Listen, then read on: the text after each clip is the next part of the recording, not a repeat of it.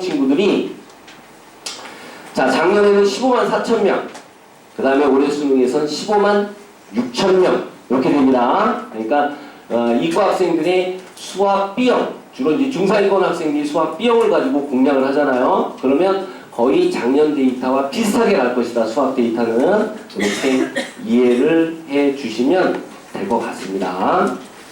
자, 그런 상태에서 이제 봐주시고요. 자, 그 다음에 이제 탐구 부분에 대한 부분 이런 것들은 한번 자료를 참고해서 봐주시고, 자, 어디로 가냐면 24쪽 가서 표준 점수 100분 등급 좀 감을 잡는 시간으로 갖도록 하겠습니다. 자, 24쪽에 국어 A형, 국어 평균을 좀 봐주시면 작년에 65.6이고 요번에 63.96이 나왔습니다. 그러니까 대체적으로 작년 국어 A형 같은 경우는 작년보다 1.6점 정도가 이렇게 내려왔다. 조금 어려웠다라고 하는 것이고요. 국어 B형은 작년에 좀 어려웠어요. 그래서 61.8점. 그죠?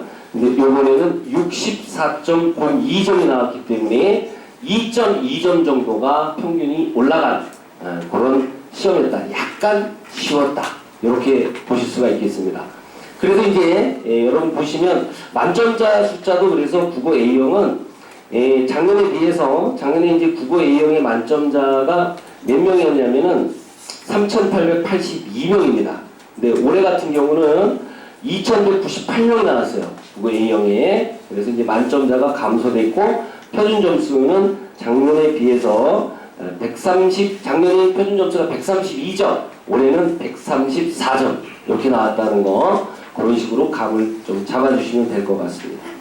국어 B형은 이제 상대적으로 조금 쉬워졌기 때문에 거기에 따라서 점수 변화들이 나타난다. 그래서 25쪽에 그런 표들을 제시해서 이렇게 누적과 원점수 비교, 표준 점수 비교를 이렇게 해놨으니까 참고를 해주시면 될 것 같습니다.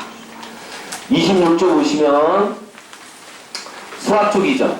수학 쪽에 감을 좀 잡아보시면 작년에 수학 A형이 53.7 이렇게 나왔고 이건 좀 어려웠어요. 48.2 이렇게 나왔습니다. 그래서 수학이 상대적으로 어려웠고 따라서 등급 구분 점수는 낮아졌고 표준 점수는 높아졌다. 이런 거죠. 그죠? 네, 그런 점들 감안해 보시면 됩니다. 작년에 수학 B형은 너무 쉬웠어요. 그죠? 작년에 1등급 컷이 100점 만점이었습니다. 근데 그거보다는 64점이 나왔기 때문에 작년 수능보다는 조금 어려웠지만 비교적 그 시험 자체는 쉬웠다. 작년보다는 조금은 여기 쉬워졌고 그렇지만은 전반적으로는 다 이렇게 좀 쉬웠던 시험이다라고 봐주시면 됩니다. 어쨌든 시험이 쉬웠기 때문에 시험이 쉬우면 등급 구분 점수라든가 뭐 이런 부분들 표준 점수가 전반적으로 다 영향을 받으니까 그런 점 참고해서 이렇게 봐주시면 됩니다. 구분 점수는 어쨌든 작년보다는 좀 어려웠으니까 등급 구분 점수가 작년에 100점이었다면 올해는 96점 이런 식으로 돼 있고 표준 점수는 작년이 125점, 124점 이런 식으로 비슷하게 표준 점수는 가고 있습니다. 올해 수능 시험은 상위권의 변별이 좀 있었죠. 28쪽 와보시면 영어인데 작년에 영어 평균 점수는 66.7점이 나왔는데 요번에 63점이 나왔습니다. 그러니까 영어도 조금 어려웠죠. 그리고 등급 구분 점수도 작년에가 1등급 구분 점수가 98점, 요번에 94점, 2등급 93, 88 이렇게 된 거죠. 그러니까 시험이 어려웠기 때문에 어려우면 등급 구분 점수는 내려오고 표준 점수는 비슷하게 유지되거나 상승되는 이런 경향들이 나타나니까 그런 점 고려해서 여러분 감을 좀 잡기 시작을 하셔야 될 것 같습니다. 29쪽에는 이제 사탐, 바탐, 31쪽이 제2외국어 이런 부분이 있는데 이런 것들은 너무나 설명이 많고 그렇기 때문에 여기서 좀 생략을 하고 참고로 아랍어 같은 경우는 만점자의 표준 점수는 100점이 나왔습니다. 이거 아주 참 대단한 일이죠. 원래 이게 표준 점수는 이론적인 점수이기 때문에 원래 나올 수가 없는 점수인데 이번에 100점이 나왔어요. 그리고 이제 제2외국어 시험 잘 보는 친구들은 또 탐구 하나를 대체할 수도 있죠. 그런 기술적인 부분들 또 안 소장님이 이렇게 또 얘기를 해주실 겁니다. 저는 이제 요 정도 일단 좀 전반적인 흐름과 또 감을 잡는 정도로 설명을 마치고 실제 정시 지원의 실제 전략을 키포인트를 어떻게 잡고 최적의 정시 지원을 할 것인지는 2부에서 아마 설명이 될 겁니다. 끝까지 최선을 다해서 우리 학생들 최고의 나온 성적은 뭐 이미 어쩔 수 없는 것이고 또 잘 나온 친구들도 있고 다소 아쉬운 친구들도 있는데 어쨌든 그런 소중한 점수를 토대로 최고의 진학 지원이 될 수 있도록 최선을 다하겠습니다. 마치겠습니다. 네. 네, 감사합니다. 2부로는 저희 인천스카이대 입시연구소 소장을 맡고 계신 안정수 소장님께서 효과적인 대학 배치에 대한 설명을 해주실 예정입니다. 그 자료집을 좀 펴주시고 펜 없으신 분들은 그 펜을 좀 요청하시면 뒤쪽에서 좀 드리도록 하겠습니다. 인천스카이대 입시연구소 소장을 맡고 계신 안재영 소장님이십니다.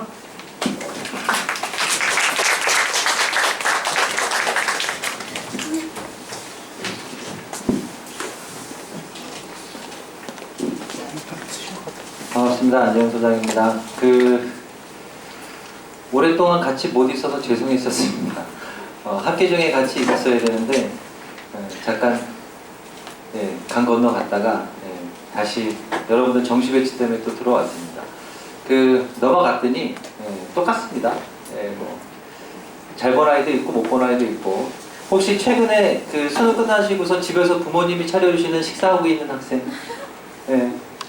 시험 잘 보신 거죠? 네, 혼자서 밥 차려서 먹고 있는 사람. 처먹는 건 아니에요? 차려서 드시는 분? 네. 자, 매년 수능 끝나면 1대1 상담도 하고 자료 분석하고 최근에도 이제 자료 분석을 끝까지 새벽까지 하느라고 정신이 없는데 항상 저희가 얘기하는 1점 가지고 대학이 바뀝니다 하는 거 있죠? 근데 올해는 작년에는 워낙 동점자가 많았고 올해는 제 개인적인 생각으로는 난이도 괜찮았습니다. 괜찮았고요.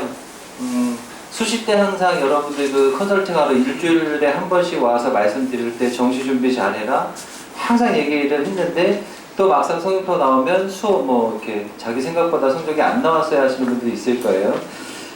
정시 지원에 대한 부분은 작년하고 올해하고 특별하게 바뀐 건 없습니다. 근데 재생대 같은 경우는 작년에 경험이 있었기 때문에 아마 배치 상담 받다 보면 큰 무리는 없어요. 그러니까 말씀드리는 대로 수긍을 합니다. 근데 문제는 올해 처음 배치를 받아보는 고3.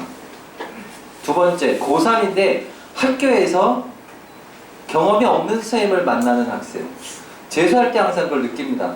가끔 이렇게 상담하다 보면 왜 재수해 이 성적 가지고 작년에 이렇게 했는데요. 선생님이 다 된다고 넣었는데요. 다 안 됐어요.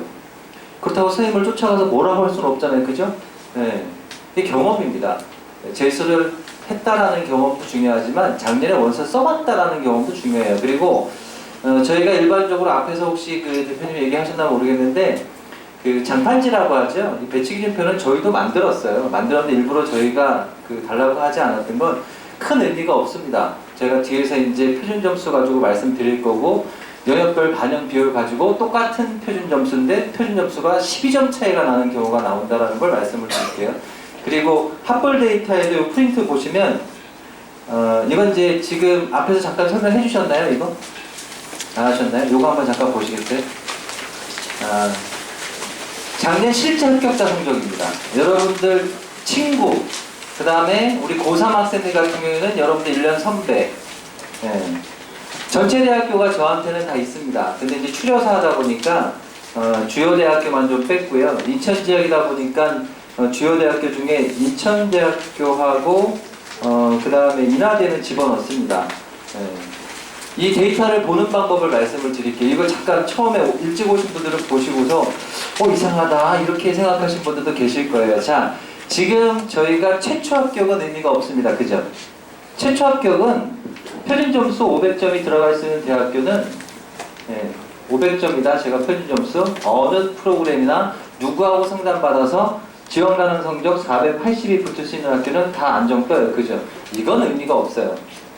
저희가 담임선생님이나 아니면 실제 배치 상담을 할 때 제일 필요한 게 뭐냐, 이 데이터가 작년에 실제 합격자 중에 모든 프로그램들이 지원 불가 또는 지원하기가 조금 힘든 성적입니다, 소신 지원입니다 할 수 있는 성적대가 붙은 학생들 걸 다 뽑아낸 거예요.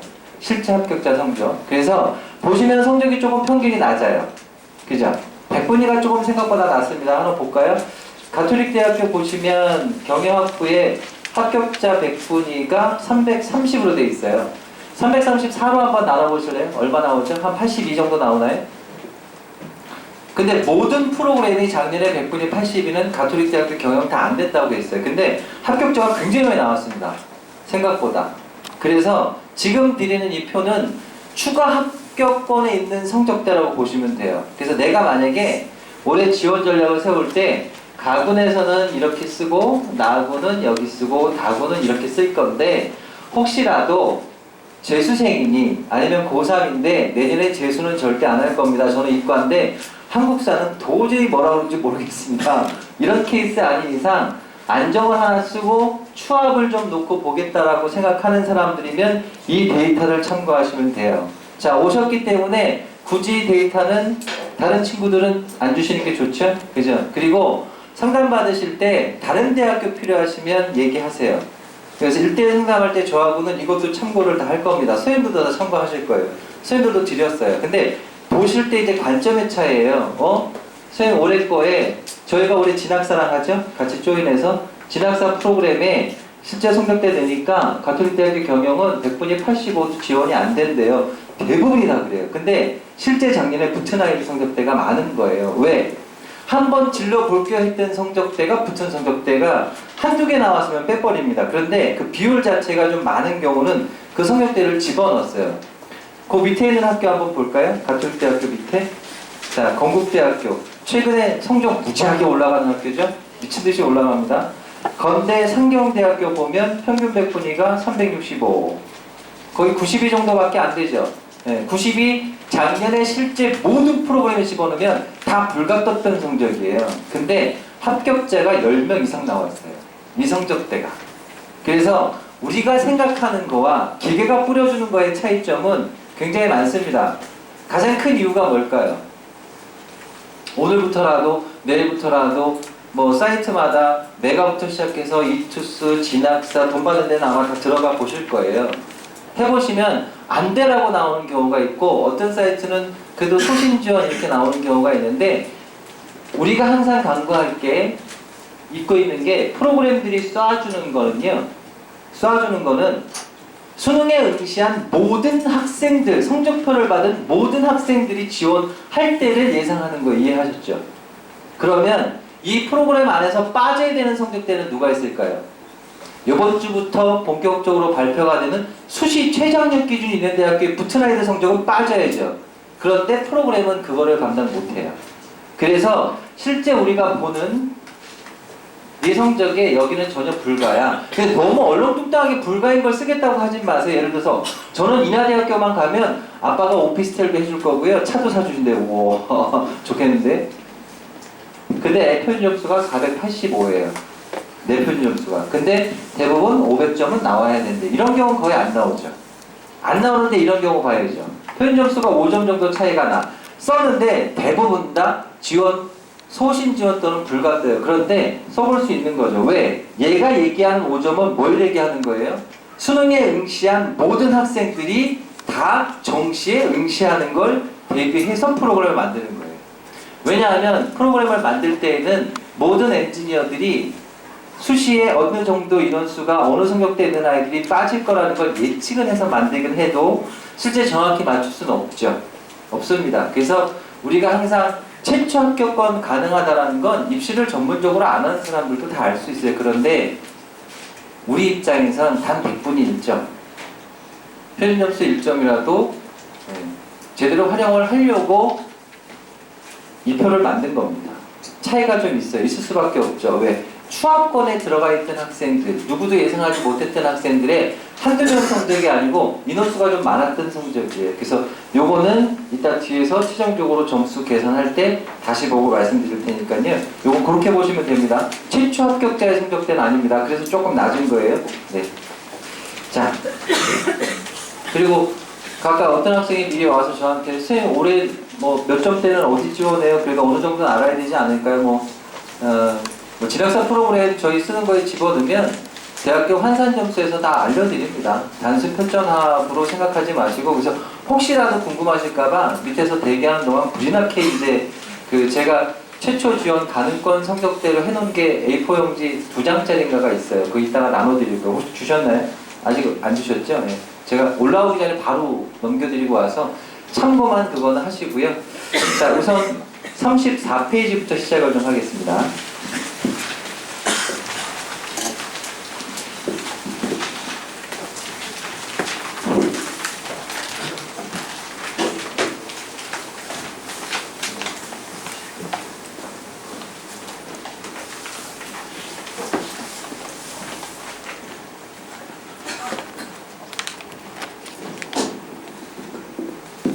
작년에 경험을 다들 해봤었던 학생들이 많죠.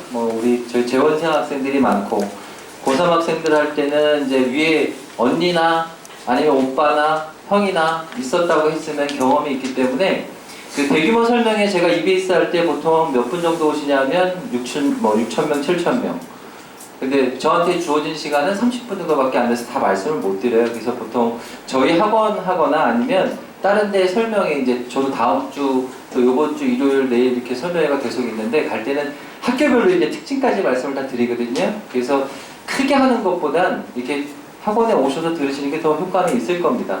큰 데 가시면 효과 있는 거 하나밖에 없죠. 심장이 뛰는 거밖에. 벌렁벌렁 하죠. 음악을 너무 크게 틀어놓고 들어가면 팡팡 난리 나죠.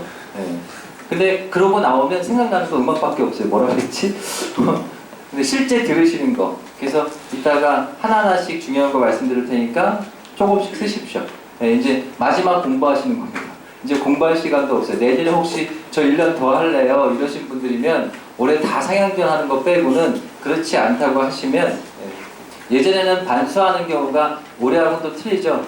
반수가 한 2년 전부터 많이 바뀌었습니다. 학교를 붙여놓고 반수한 학생들이 많은데, 예전엔 반수가 뭐였죠? 1학기 끝나고 무조건 휴학하는 거죠. 예전에 그랬습니다. 그래서 휴학생이 너무 많이 나오다 보니까 휴학도 안 시켜줬죠. 근데 요새의 반수는 뭘까요? 재작년부터 학교를 다니면서 반수를 해요. 뭘로? 논술을 준비하면서 수능은 2개 또는 3개만 하는 게 일반적인 반수입니다. 근데 3년 전까지는요, 반수 1학년 1학기 마치고 수능 4개를 다 해요. 그러다 보니까 효과가 떨어지죠. 그래서 혹시라도 올해 내가 정시 결과가 나와서 가고 싶은 대학교를 못 갔다, 반수를 원한다 그러시면 그거는 정시 상담하시면서 선생님하고 생각하실 거지 벌써 머리에 넣지 마세요. 넣지 마시고 내년은 아직은 여유가 있으니까요. 자, 34페이지부터 가겠습니다. 자, 원서 접수 기간은 24일. 즐거울 때 하필이면 우리는 즐겁지 않습니다. 크리스마스 이브인데 수능 못 봤는데도 12월 24일 날 즐겁게 크리스마스 이브를 즐기는 사람들도 있습니다. 아무 생각이 없죠? 생각이 좀 있었으면 좋겠어요. 마감은 12월 30일. 근데 그 옆에 써놓으세요. 학교별로 상이하다. 대학별로 틀립니다. 대학별 상이. 서로 틀려요. 어떤 학교는 3일 만에 끝나요. 상위권 대학교는 3일이면 끝납니다. 30일까지 가지도 않아요. 우리 학교 쓰레기는 뻔하기 때문에. 그런데 지방 국공립대학교나 중하위권으로 내려오면 끝까지 물고 늘어지죠. 왜? 경쟁률 보고 쓰는 아이들이 많기 때문에. 그래서 어떤 부모님이 혹시라도 우리 아이가 경쟁률 보고 쓴다고 해서 다 30일까지 끝나는 줄 알고 안 쓰시는 경우가 있는데, 그러지 마시고 실제 인천 스카이드 학원에서 작년에 학생 한 명이 나왔어요. 그것도 공부 제일 잘하는 맨 앞에 반 학생이. 놓쳐가지고 못 썼어요. 어디 쓰자고 다 했는데 이 아이가 이제 수능 끝나고 충분히 쓸 대학교 담임 선생님이랑 저랑 다 상담 끝나고 쓴다고 생각해놓고 아르바이트 하느라고 여학생이 그 힘든 솥단지를 닦고서 돌솥집에서 일했대요. 돌솥밥집. 맨날 그걸 닦다가 마지막 날 왔는데 선생님 학교가 없어요. 안 보여요. 접속이 안 돼요. 그 전날 끝났죠. 그래서 작년에 본인이 원치 않는 대학교 원서를 써서 붙고서 올해 수시로 붙었어요. 노출법. 학생이 있습니다. 실제 저희 학원에 있었던 학생입니다. 작년에 그 원서 못 쓰고 저하고 얼마나 펑펑 울었는지 몰라요. 제 방에서 1층에서. 저도 너무 마음이 당연히 썼는 줄 알았어요. 근데 마지막 날 문자가 온 거예요. 카톡에 한 200개가 한꺼번에 와요. 까까까까까까 오길래 뭐지? 봤더니 못 썼어 어떻게 막 올해는 제발 그러지 마시고 대학별로 12월 24일부터 30일까지 서류 틀리다라는 거 내가 지원을 결정한 학교는 미리 홈페이지 들어가셔서 며칠 날 끝날지 보세요. 대참사가 벌어지지 않게끔 올해는. 자, 그 다음에 전형기간은 가군, 나군, 다군이 틀린데 올해 처음 원서 쓰는 부모님들이 가끔 이걸 물어보세요. 혹시 원서 접수를 가군은 이때하고 나군 이때하고 다군 이때 하나요? 그러시는데 이 전형기간은 원서 접수하고 틀립니다. 전형기간은 뭐냐면 일반 전형을 쓰는 아이들은 상관없어요. 그냥 30일까지 원서 쓰시면 우리는 그냥 발표할 때까지 기다리시면 되는데 이 전형기간이라는 건 뭐냐면 가군이 1월 초순까지죠. 나군이 1월 중순까지, 다군이 12월이죠 참. 12월 초순, 12월 중순, 12월 말까지. 합격자는 또 이 중간부터 나오기 시작해요. 뭘까요? 이 전형기간이. 예체능계 학생들은 뭘 보죠? 네, 실기 보죠. 지금 열심히 예체능계 학생들은 준비하고 있죠. 음악, 미술, 체육관 학생들, 그리고 일반계 학생들 중에 누가 있죠? 교대를 쓰는 학생들이에요. 그 다음에 사범대를 쓰는 학생들은 뭐가 있죠? 교직적성이라는 게 있죠. 이걸 이때 보는 거예요, 학교별로. 그래서 가군에 응시한 아이들은 이때 다 끝내야 되고 나군은 이때. 그래서 일반 전형 우리가 면접이 없고 수능 100이나 학생부 10에 수능 90 쓰는 학생들은 해당 사항이 없는 거예요. 단 우리 아이가 예체능 또는 지방교대, 서울교대, 경희교대를 썼어요. 6단계 통과하고 교직적성을 준비하고 면접 보러 가야 돼요. 나군에 다 몰렸죠? 교직적성은. 교대들은 나군에 다 몰렸으니까 선생님 저희는 사범대 썼는데요. 아, 서울대 사범대 면접 보셔야죠. 고대 사범대 교직적성 면접 보셔야죠. 그 날짜예요. 이해되셨습니까? 원서 접수를 이때 하시면 안 됩니다. 절대. 원서 접수는 12월 24일부터 30일까지 하시면 되고 자, 합격자 별표 쳐놓으시고 행복한 연락을 기다리십시오. 연락을 기다린다는 건 전화 찬스를 기다리시라는 게 아니고 인터넷 들어가서 클릭해서 내 이름이 빵 뜨면 행복한 거죠. 그걸 기다리셔야죠. 근데 합격이 가장 좋은 게 뭘까요? 추합이죠. 합격시켰을 때 가장 부모님이 저한테 아이고 고생하셨습니다 감사합니다 하시는 게 뭐냐면 끝까지 기다리셔서 마지막 문 닫고 들어갈 때는 그렇게 전화도 안 하세요. 중간에 욕하지. 이 망할 놈 이걸 어디 써가지고 전화도 안 오고 애가 살이 쪽쪽 빠지고 있는데 제일 좋아하시는 건요. 추가 2차에 붙는 걸 제일 좋아하세요. 1차가 아니고. 그때는 뭐 난리가 나죠. 그런데 추가 2차, 3차 때 붙이는 것도 쉬운 건 아니에요. 그런데 올해 혹시라도 저희가 채추합을 놓고 나머지 2개군에서 추합을 노린다 그러면 이걸 참고하시라는 거예요. 예, 다른 학교도 또 있으니까. 그래서 합격자 발표 때 오늘 오신 분들이나 또 8층에 있는 학생들이나 학부모님한테는 채추합도 좋고요. 추합도 좋지만 될 수 있으면 채추합에 하나 빨리 받아 놓으시고 기다리시는 게 제일 좋죠. 채추합 생각했던 학교가 불합격이 떠버리면요. 저희가 수시때 6개 써놓고 담임선생님이 6개 중에 2개는 안정이고 4개는 어차피 힘들어. 이 2개는 붙을 거야. 근데 여기서 탈락해버리면 그거는 엄청난 데미지가 오죠. 똑같은 거예요. 그나마 6번 써서 안 됐는데 3번 써서 확률은 더 줄죠. 반으로 줍니다. 그나마 수시는 안 되면 얘가 기다리고 있죠. 정시가. 정시는 안 되면요. 대표님을 만나야죠. 몇 프로 할인을 해줄지 또 여쭤봐야죠. 절대 그러지 마세요. 대표님은 그걸 기다릴 수도 있겠지만 제가 원하는 건 그게 아닙니다. 한 방에 가시는 게 제일 좋죠. 여러분이 붙으시고서 고3 학생 중에 대학을 붙고 재도전을 목표하는 학생이 있으면 소개시켜주는 게 제일 좋죠. 본인이 오지 마시고요. 본인이 오지 마시고요. 자, 그 다음에 밑에 보시면 정시 비등록 충원 합격자 통보 마감은 2월 16일 화요일입니다. 체크해 놓으시고 2월 16일이 지나가면 절대 부모님한테 전화 안 갑니다. 전화 안 갑니다. 실제 제가 경험했던 사례 하나 말씀드리면 제가 이제 입학사정관 할 때 대학에서 정시 합격자 발표가 났어요. 끝까지 다 발표하고 마지막 발표 날이에요. 그때 이제 저도 퇴근 못하고 좀 도와준다고 남아 있었는데 학교들이 전화를 다 합니다. 부모님한테. 옆에 앉아 있었어요. 이렇게 과일 먹으면서 마지막이네요. 얘가 전화 받으면 이제 얘가 등록하면 끝이네요. 그리고 전화 막 하는데 그것도 전체 학과가 아니고 딱 학과 하나 남았었어요. 도고동문. 도고동문 하나. 다 이제 끝나고 전화했는데 전화를 안 받아요. 부모님 전화, 핸드폰, 엄마 전화, 아이 전화 다 안 받아요. 셋 다. 집에 전화했는데 집에도 전화 안 받아. 근데 학교에서는요 정해진 시간 안에 넘어가면 그 페널티를 먹어요. 그래서 그 시간 안에 전화를 하면 안 돼. 그래서 급하게 얘가 전화 안 받으니까 얘 밑에 있는 애한테 전화했어요. 얘는 바로 받은 거예요.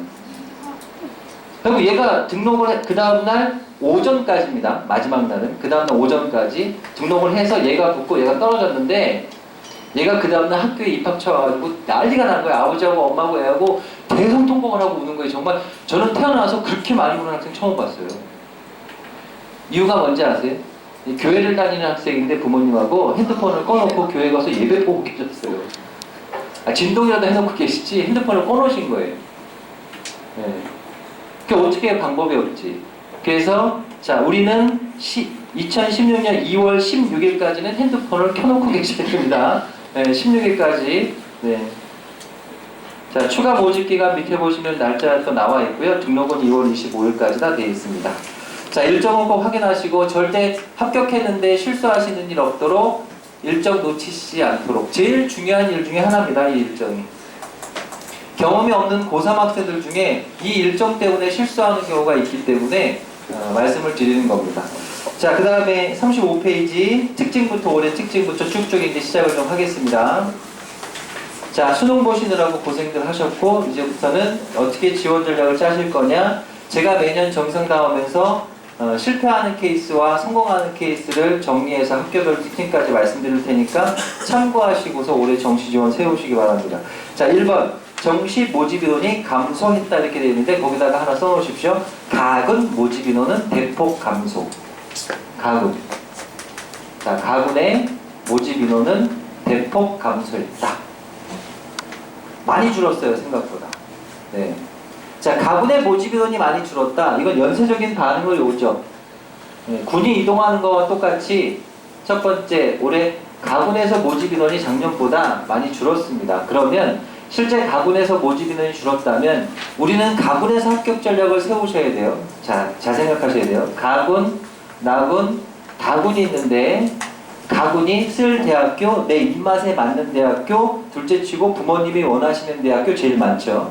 네, 가고 싶은 대학교는 다군에 많이 없어요. 왜 다군에 학교들이 없을까요? 그것도 한번 그냥 생각해 보신 분들 계실 거예요. 아니 왜 가군 나군에는 이렇게 많고 서울대가 왜 또 여기 있다가 작년에 일로 옮기고 연고대는 여기 남아있고 이대는 왜 여기 있고 서강대는 왜 일로 안 가고 일로 또 다시 오고 왜 그럴까요? 성적이 합격자 성적이 이동 때문에 그래요.